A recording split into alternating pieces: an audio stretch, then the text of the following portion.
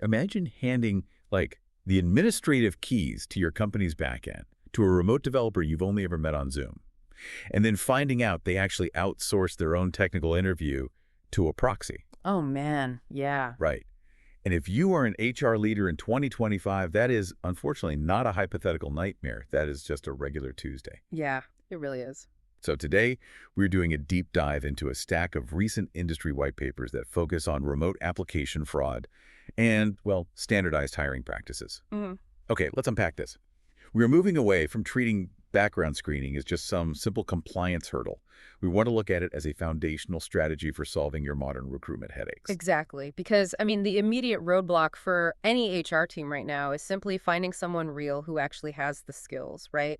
AI is driving this massive demand for hyper-specialized talent, but the pool is just stubbornly shallow. Yeah, and remote work creates a huge trust deficit. You are making critical hiring calls on someone living, 1,000 miles away. Right, and the research shows people are getting incredibly sophisticated at faking their credentials, or even like faking their identities on video calls. Which is wild. It is, which is where modern screening steps in as sort of a diagnostic tool.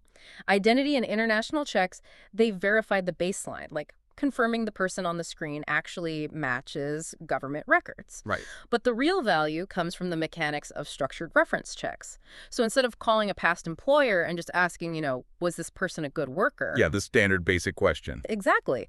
Instead, you ask for specific performance data. You say, tell me how this candidate handled it when the project scope changed 48 hours before launch. Oh, I love that. You are shifting the focus from the candidate's personal sales pitch to their actual historical track record. Spot on. It is kind of like buying an expensive vintage sports car sight unseen, right?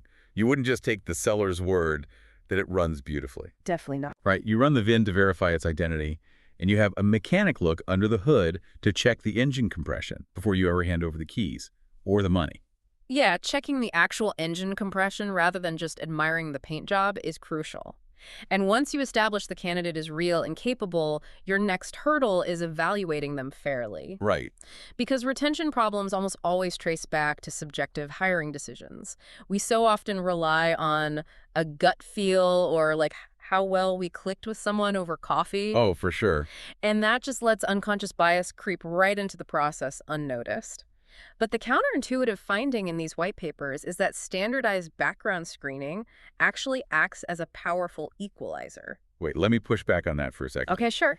Doesn't relying so heavily on standardized background data make the whole process feel, I don't know, a bit cold and robotic? Like, we talk a lot about protecting company culture. Reducing human beings to verified data points seems like a fast track to ruining that culture. It sounds like it would, right. But it actually protects your culture from bias. Really?